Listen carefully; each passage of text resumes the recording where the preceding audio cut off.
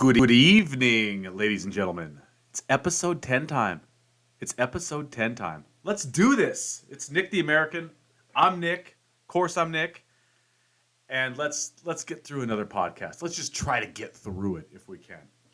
So, this past week, I have got to begin fulfilling a lifelong dream of mine to coach high school football.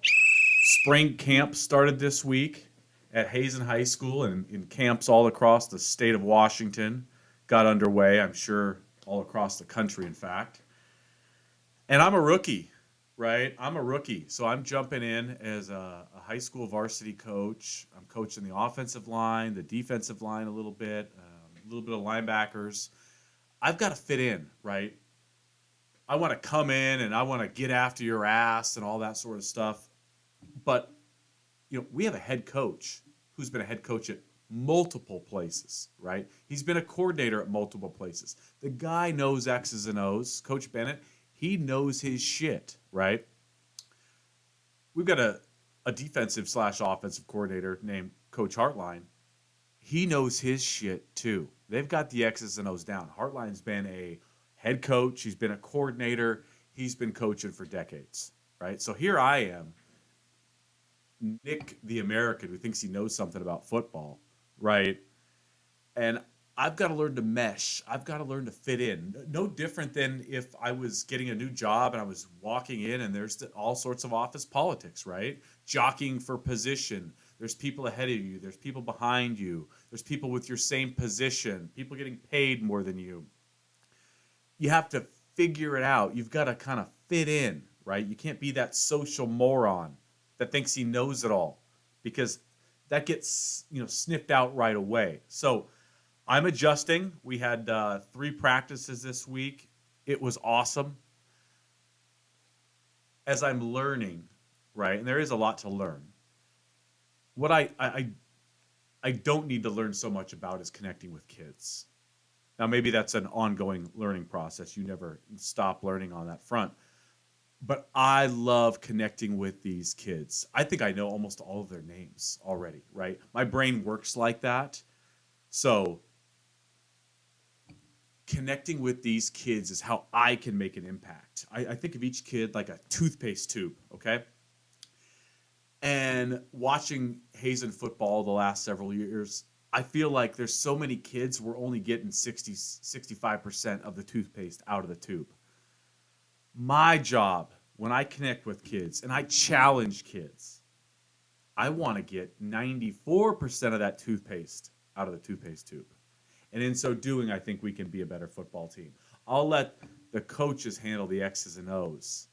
But like I said before, I'm a chief get after your ass officer. And if I can connect with the kids the right kind of way, I know I can get more out of the toothpaste tube. I can get them to reach their potential. So, super exciting. We've got a couple weeks more. We've got a jamboree at the end of spring practice, and I'm having an absolute blast. I'm learning a ton. And, I think the kids need me. I need a coach like me, but I need the kids. As simple as that. Nick the American, he needs the kids, right? So, all right. Here I go, talking boxing. Don't play that damn ding, ding, ding. Scott, come on. Come up with something new. Give me some Michael Buffer, baby. Give me some Michael Buffer. Ladies and gentlemen, from Mandalay Bay, Las Vegas, let's get ready to rumble! The biggest fight in the sport this week, the biggest possible fight you could ever sign in the sport of boxing, was signed this week. And I know you casual sports fans don't know who the hell I'm talking about, okay? But I'm going to bring this up because this is a fight you cannot miss if you call yourself a sports fan, okay? July 29th, undefeated from Dallas, Texas, Errol Spence versus the undefeated from Omaha, Nebraska, Terrence Bud Crawford, okay? Now, ideally, this fight should have happened a year or two ago, for sure. But I say that because we think back to Pacquiao Mayweather, and that fucking fight happened 5 years too late. Okay, neither was in their prime. Pacquiao, especially with the kind of pressure fighter that he was, Floyd waited him out. Okay, that's a conversation for another day. Terrence Crawford and Errol Spence are essentially in their primes. This is for all the marbles at 147 pounds, right? A glamour division. When I say glamour division, we're talking Ray Leonard. We're talking Oscar De La Hoya. We're talking Wilfredo Benitez. We're talking Tommy the Hitman Hearns. We're talking Felix Trinidad. And we're talking Floyd Mayweather. And we're talking Sugar Ray Robinson, damn it. This is a golden division in the sport of boxing. We have an undisputed championship fight with two undefeated fighters on July 29th. Put it on your calendar, okay? Put it on your damn calendar. Start inviting people over. I know summer can be difficult. Start inviting people over. Have a great party, right? Boxing is great for that, especially big pay-per-view events. And this fight will not disappoint. What I like about the fight, really quick, when you hit Errol Spence in the face, and neither guy is a defensive guru like a Floyd Mayweather, right?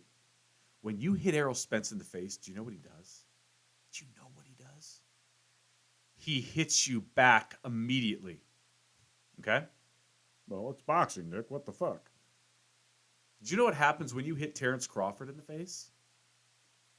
He does the exact same thing. He's going to hit you back, and he's going to hit you back immediately. These are two special fighters, top 5 pound for pound in the entire sport. And if you could make one fight in the sport of boxing the last couple of years, it has been Errol Spence versus Terrence Crawford. We have it July 29th. Okay? A special fight. Super fights like this do not come along.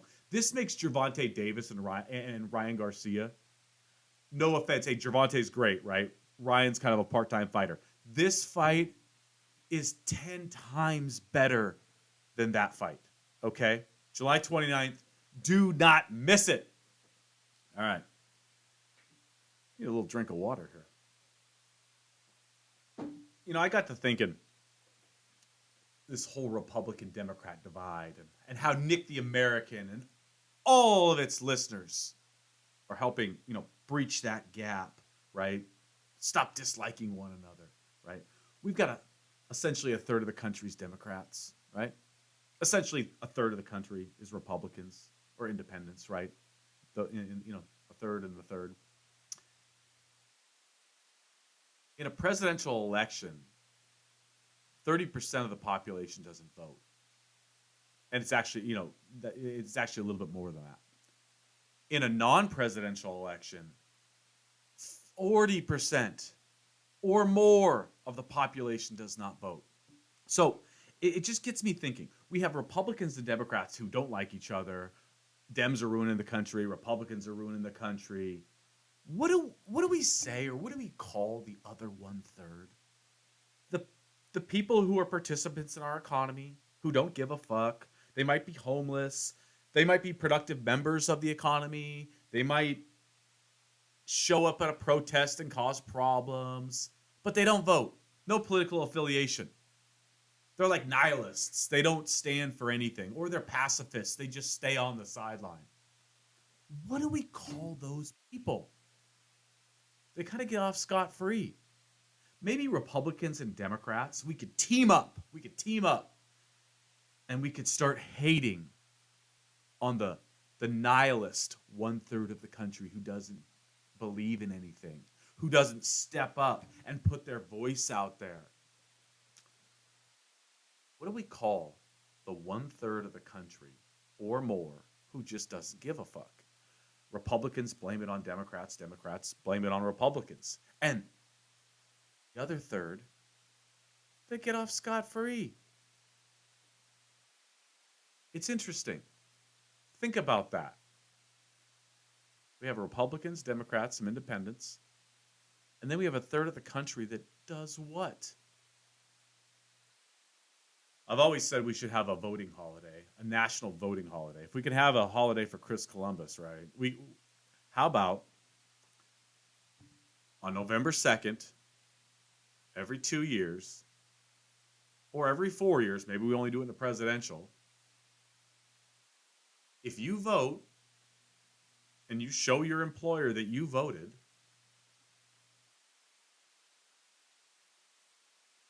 then we have a day off, a national day off on November 2nd to celebrate our fucking democracy, right?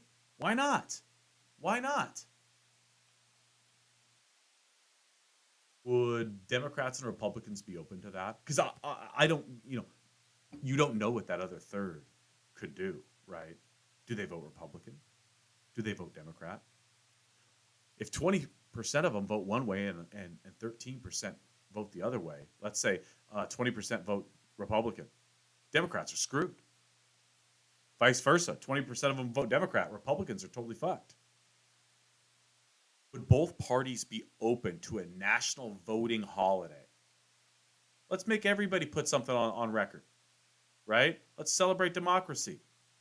Let's give everybody a day off, a national voting day off. Let's really see where the country lies, right? Let's see. Would both parties be for a national voting holiday where we, instead of getting 62%, 69%, whatever we get in a presidential, it varies depending upon excitement. How many people could we get to vote in this country? Could we get 90%?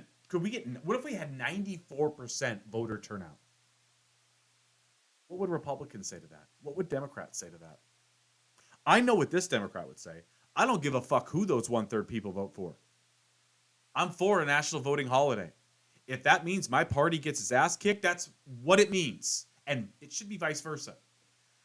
I think there's people in both parties that would be very, very nervous about the prospect of a national voting day, right? Where we legitimately could see 90+% of our eligible voting population come out and vote. That'd be something. That'd be something. Why not? Can we do a national voting holiday? Republicans, Democrats, are you with me? Or are you scared? I'm for it. I'm for it. All right. As a super sports fan growing up in the state of Washington, when I was a young boy, I fell in love with the whole college football scene, right? I loved college football. And one of the iconic programs I want to talk about today is the Ohio State Buckeyes, right? I grew up watching Buckeye football, right? I grew up watching John Cooper roam the sidelines. And to be honest with you, Buckeye fans, under John Cooper, I never thought you guys were worth a shit, right? I thought Ohio State was kind of like a paper tiger in some respects. Now, I read about Woody Hayes. Woody Hayes is before my time. Schembechler on the Michigan side, I know they had their battles. Schembechler was during my time. I caught the tail end of Bo. I didn't get Woody. I got John Cooper. Ohio State was such a different kind of program when I was growing up. It was still like a blue blood, right? But now it's arguably it's one of the top 3 programs in the country. We're talking Alabama, we're talking Georgia. I'm sorry, Clemson, I'm not going to throw you into that mix. Ohio State's number 3. Ohio State's number 3. Okay, and so as I'm growing up watching Ohio State Buckeye football and John Cooper, they never had playmakers at the quarterback position. They didn't have playmakers like they do now under Cooper at all, right? But I remember like Bobby Hoying and Kirk Herbstreit, and I think Joey Germain was in there. Now Krenzel was with someone I'm about to talk about. But they're athletes at the skill positions in particular. Sure, they had a Joey Galloway or a Terry Glenn, but And Joey Galloway was ridiculously talented, by the way, drafted by my hometown Seahawks, my hated Seahawks. I think he ran like a 4.2 40. Super talented dude. And a good college football analyst who, like, Joey really tells it like it is. And here I go digressing a little bit. But so growing up, I was never overly impressed with Ohio State football until a man by the name of Jim Tressel came calling to Columbus. It was Terrell Pryor. No, excuse me, Craig. So he had Craig Krenzel, Troy Smith, and then Terrell Pryor. When Tressel came on board, he changed Ohio State football slowly but surely. I give him a shit ton of credit. I sat there and I watched Jim Tressel from afar, and I'm like, God, I admire this dude. This dude knows what he's doing. This guy's getting better from a personnel standpoint across the board, and it was starting with the quarterback position. I think what he won a national title with Krenzel. Did he win two? Maybe he won with Troy Smith too. And then the Terrell Pryor quarterback era. Terrell Pryor was a dude. He's the guy that if you lined up everybody in flag football, you're fucking taking Terrell Pryor first. This guy was big, could throw the football, super strong, just an incredible athlete. Okay? That kind of quarterback and that kind of athlete, it didn't start with John Cooper. It started with Jim Tressel. Jim Tressel set up Urban Meyer for success. And I think Luke Fickell was in there for a year when they were on probation. But what happened to Jim Tressel, right? Well, we're in a day and age now with the NIL deals, right? And the Wild West of college football. Jim Tressel and the Ohio State Buckeyes got fucked, right? Terrell Pryor was like signing autographs and being paid for it. They have to get rid of Jim Tressel, who was building, creating this legendary program that we see today. Jim Tressel was busy building. And he had to resign because Terrell Pryor was making money off his name, image, and likeness. Okay? My goodness. Ohio State football got put, they had a bowl ban. Was it a 2-year bowl ban, a 1-year bowl ban? I can't remember. But Jim Tressel got absolutely screwed. This guy who oozes class, and you hear me talk about oozing class. I like classy people. Jim Tressel's one of those dudes. I think he went to, God, did he go to Youngstown State? I should have looked this up. He's like the AD or, something like that. He's an Ohio guy. But I always thought, as Texas, the Longhorns are falling through coach after coach, top recruiting class after top recruiting class, and they still can't fucking win. Hook 'em horns. Not really. They can't win. As they're shuffling through these different coaches, Charlie Strong, and now it's Sarkisian, and whoever else they go through. I always thought the guy that they needed to go after was Ohio native Jim Tressel. That's the dude. That's the dude. Nobody ever did. I wasn't even sure if he was eligible to coach, but I want to let all these Buckeye fans know that Nick the American sees you, right? I watch all of these wide receivers that you guys are churning out. You just had Olave and Garrett Wilson drafted. We just had the Seahawks just drafted Smith and Jigba. Next year, there's going to be Marvin Harrison Jr., who's considered, maybe the top player in the damn draft, right? They won't draft a receiver one, but, maybe the top player. And then from Tacoma, Washington, Steilacoom High School, they've got Egbuka.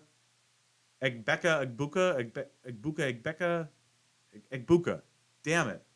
It's a tough one. It doesn't really roll off the tongue. But if you look at Egbuka's numbers, his numbers are almost identical to Harrison's. They are both first-round picks. this kind of talent. And Urban Meyer came in, right? Urban Meyer comes in after Luke Fickell.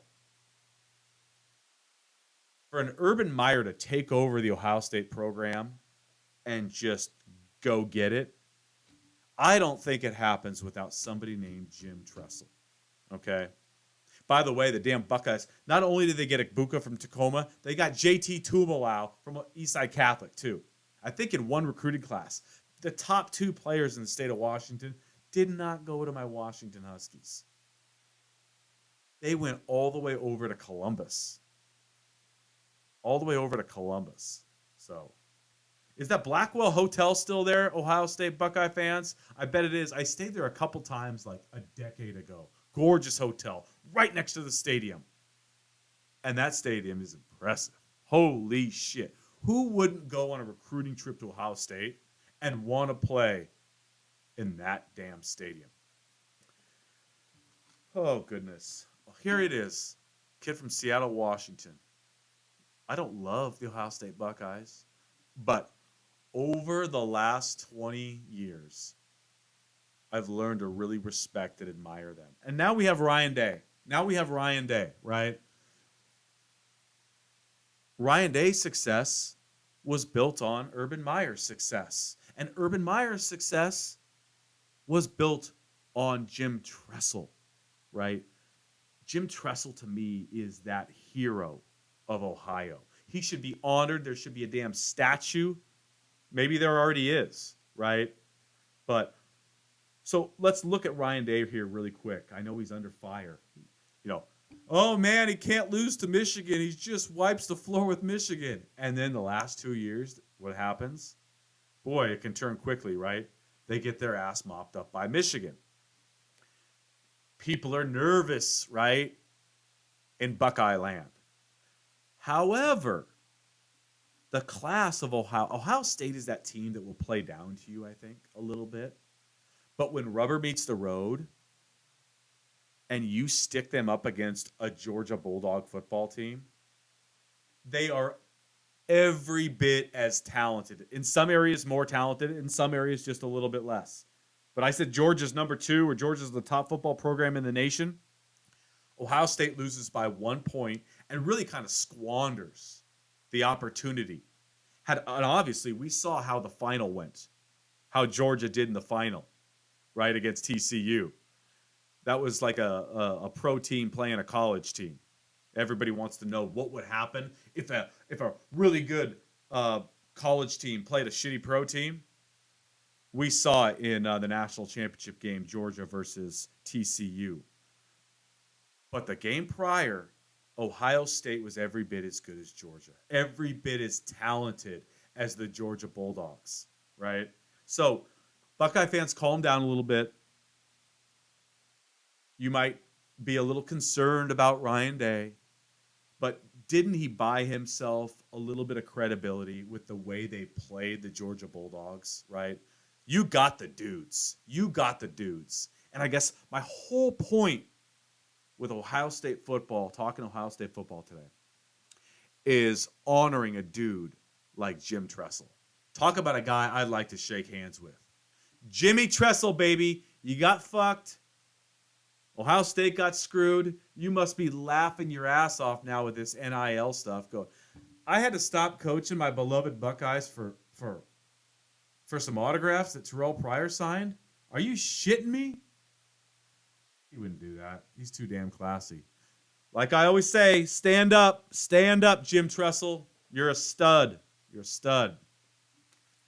All right, now I've got the conservative Ohio State Buckeye football fans on my side. They're going, this liberal Democrat from Seattle, that Nick the American, he's not a bad dude. Uh-oh. Now I'm about to talk about the AR-15, the sexy and scary AR-15. Now, I don't want to ban guns.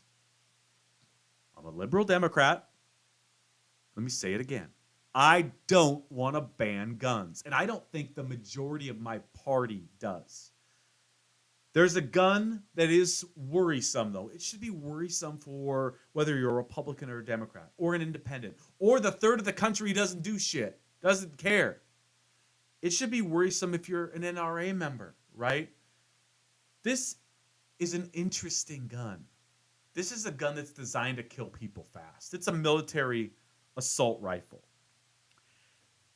And I wonder, what can we do to improve things in our country where the AR-15 doesn't keep showing up in school shootings and any sort of public shooting as a star of the show, right?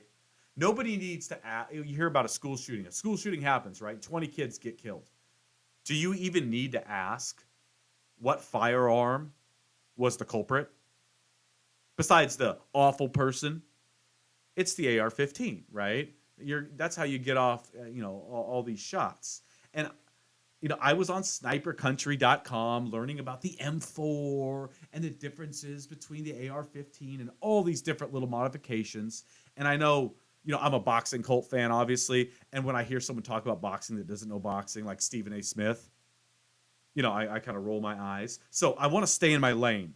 Gun advocates, NRA gurus on the AR-15. Sean Hannity, don't make fun of me because I don't know everything about the AR, right? It's a cousin to the M4, and the M4 is essentially what the Navy SEALs use. But this is a weapon of war, okay? The Uvalde shooting in Texas. Oh, the cops are cowards, right? The cops, they fucking screwed the pooch, right? They didn't go in.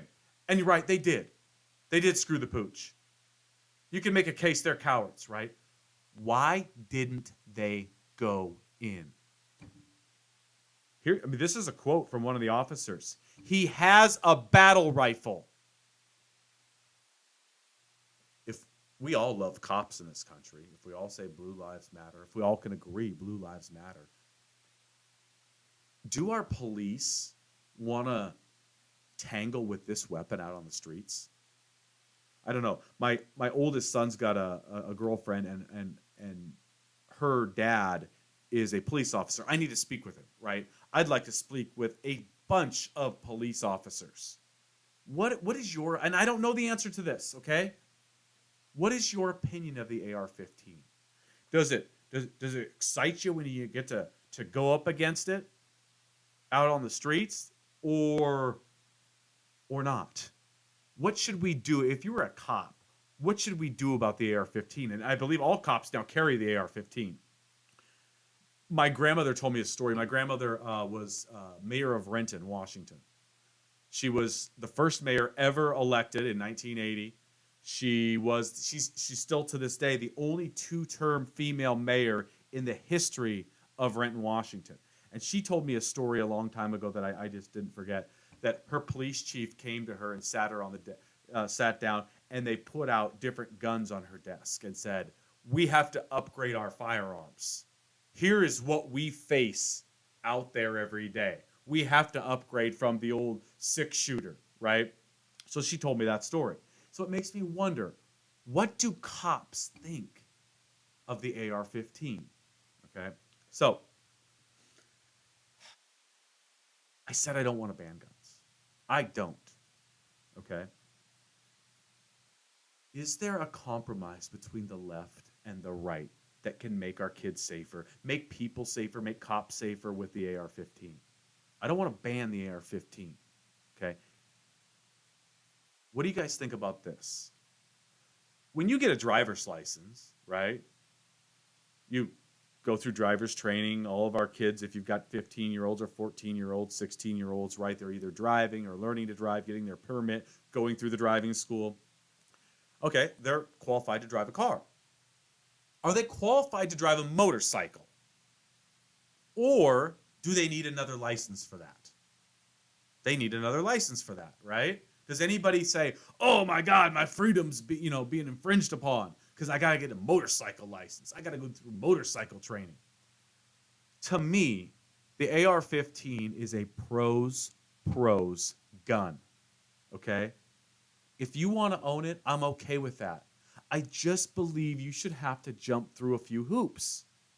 Get a secondary license for the AR-15, right? There should be some scrutiny. We do not, right, left, independent, Whig, it doesn't matter. We don't want everybody owning a damn AR 15. Do we really? Now, at the same token, I don't want to stop gun enthusiasts from owning a gun that excites them, that really excites them. And when I say excites them, I've got friends who tell me, right, they go to a gun show, their dick gets hard with certain guns. It's their porn, right? I don't want to take anybody's porn away from them, right? But how about the AR-15 be classified as a expert level gun, right? You want to go, I heard it's great for shooting wild hogs, right? If you want to own this gun, right, go through a strenuous background check, go through some sort of certification, right? And you don't get to walk into Walmart or wherever and pick it out and walk out with it the same day. You don't get to do that, right? It's a pros gun. NRA. Hey, Ted Cruz. It doesn't matter, right? Whoever's trying to scare you on the right. The left wants to ban guns. I don't want to ban guns. I want to protect people, right? I also want gun enthusiasts who love the Second Amendment, who love it. They act like it was written yesterday, right? I also want to give them an avenue to what excites them, right? I'm not interested in banning the AR-15. I think it's a pros weapon. It is a weapon of war. Uvalde police. He has a battle rifle. They didn't go in because they were scared shitless of the weapon that they were about to encounter. I'm going to have conversations with cops for sure about the AR-15. Maybe I should have done it before I had this, but I will update that. I'm not for banning it. Nick the American, right? I wouldn't call myself pro AR-15, but if you want to own it, there's an avenue. Same token, I do not want to hear that I want to ban guns. I don't want to ban guns at all. Not at all. I don't want crazy fucks with the AR-15 because that's the AR-15 in a school shooting or a public shooting. The difference is 3 people die with no AR-15 and 21 people die with the AR-15. That's the damn difference. You don't have to ask yourself what weapon starred in this school shooting when you hear the dead count, the dead toll. You don't. We make people get an extra license for a motorcycle. How about a weapon very similar to what our Navy SEALs use? I know they use the M4, Sean Hannity. Don't rip me up. Don't rip me up because I don't know everything about guns. The AR-15 is something very similar to what the SEALs use. If you're a civilian and you want to own this gun, why can't we put in place a program that gets that done? And at the same time, the steps in place to get that gun enthusiast, that pros gun owner who really wants to shoot different kinds of guns, at the same time, maybe we can weed out the people who that gun does not belong to. That gun should never be in the hands of certain people, right? And I know how many AR-15s are already out there, right? In the hands of bad people. I don't know. We should make it, if you're going to own this weapon of war, you've got to be a professional. You've got to get certified. Some sort of AR training, background check. I don't want to ban it, damn it. I know that's the political bullshit in the environment that we're in, right? You call for background checks and, he wants to ban guns. I love the Second Amendment. I like the Second Amendment too, right? In case the government ever decides the British come over across the pond and want to take back their country, our homeowners, well, they were our military, weren't they? They're not anymore. I don't want to stop you from owning your AR-15 so you can protect your family from the government or whatever you need it for. I just want you to go through some hoops. Is that crazy? Is that going to ruin America? All right. Enough about the AR-15. My goodness. I had a buddy text me. I have all these different people texting me about what I should talk about on the show, and this just happened, so we're going to discuss it. Poor Joe Biden fell again. He fell again. Come on, man. Damn it, Joe. And hey, 3 varsity football practices. You're talking to a fucking football coach, right? I mean, come on. Hey, Joe, keep your feet. Keep your feet. Oh, come on. Gotta coach him up. Shit, Joe. Can't keep his feet. So it is unbelievable in today's politics, right? Social media, the internet, the 24-hour news cycle. We know things immediately. We share them. It's spread all over the country like a swarm of bees, right? Biden stumbles and everybody knows about it, right? Biden trips his words up. And that goes for past presidents like W. Bush. People wrote books on him on how dumb he was, right? All of his mishaps with, the American, the English language. Okay. Every move Joe Biden, you would think Joe Biden, literally, instead of being 80 with a bunch of experience, right? And wow, he's 80 and he's president, right? Full of energy, right? Nope. We see every little mishap with regards to his health. Hell, Nikki Haley told him, hey, you're going to be dead in 5 years, right? He's 80. By the way, Trump's fucking 76 and morbidly obese, okay? Morbidly obese, sitting there eating fried chicken with a fucking fork. I'm not trying to get political here, and I am, right? But here's my point. Franklin Delano Roosevelt in the 30s and 40s was our president, okay? He had polio. He was in a wheelchair. His staff, his family, and the news media, they did their absolute best to keep it from the American people. And they did. Nobody knew. FDR was in a damn wheelchair, right? Got us out of World War II. He sat in a wheelchair. Nobody knew. The media protected him. Fast forward, Ronald Reagan, president from 1980 to 1988, right? A lot of rumblings, and you can't confirm or deny this. Did Reagan have Alzheimer's the last couple years of his presidency, right? Did he? No one can confirm or deny it. Hell, in fact, Ronald Reagan's stepson, Michael Reagan, said, nope, Dad was fine. Ronald Reagan's biological son, Ronald Reagan Jr., said, shit, Dad was showing signs 3 years into his presidency, right? To some extent, the American media, staff, family, they protected Ronald Reagan, right? Just like FDR.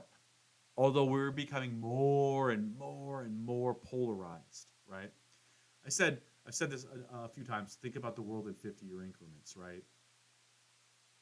Less than 100 years ago, we had a president with polio, right? And nobody knew. Fast forward to the 80s, right? We had a president, very, very likely that he had early stages of Alzheimer's. Ronnie used to fall asleep in public. But nobody talks about that. We didn't have the internet. We didn't have social media, right? Our kids weren't walking around going, did you see what Joe Biden did today? He fell on Air Force One, dude. Oh my God, he's such a fucking idiot. Right? We didn't have that, right? We have fond memories of Reagan, right? The classy, right, governor from California. And then you fast forward to 2023, and if Joe Biden picks his nose, we all know about it, and everybody's ready to rag on it. FDR, Ronald Reagan, Joe Biden. Now, I hope. Hey, does Joe have Alzheimer's? Would it shock anybody? I don't know, right? I don't know. I've said this again and again. I believe he's too old, right? I wish he would step down, or we have a serious primary challenger in the Democratic Party, right? But I also want to defend him for a second because when Nikki Haley says, "Well, he'll be dead in 5 years," right? Like Trump's 4 fucking years younger. My God, you gonna sit at Thanksgiving and argue your 80-year-old grandpa, your 76-year-old grandpa? Your 80-year-old grandpa's in really great physical shape, and his mind's going. Your 76-year-old grandpa's sitting over on the other couch eating a fucking piece of KFC with a fork, right? And he's technically morbidly obese. And your wife turns to you and she says, "Yeah, your dad, your 80-year-old dad, he's going to be dead in 5 years." You'd be like, "Honey, look at your dad. Are you shitting me?" Right? But we let politics get involved. One guy's too old, one guy's not. How about they're both too fucking old? They're both not right for the country. Okay? But I think it's interesting to point out how, as Republicans and Democrats and independents and this third of the country, whatever they believe in, the nihilists, right? The nihilists, thank you, Big Lebowski, how we have evolved on how we treat American presidents, right? FDR, Reagan, Biden, right? It's interesting. It's interesting. Think about it. So, all right. It's too bad. Hey, Joe, maybe all Joe needs is to be coached up by Nick the American. All I need to do, hey, you got to get your head on the right side, right? Hey, he's playing an outside shade. He's playing a 2 technique. Let's go, Joe. Joe, keep your feet, baby. Keep your feet. Okay? Hey, that is the 10th episode of Nick the American. Go take a liberal out to lunch, conservatives. Hey, conservatives, go do business with a liberal, right? Have a great weekend. I love you all. And that is Nick the American. Talk to you later, guys. Goodbye.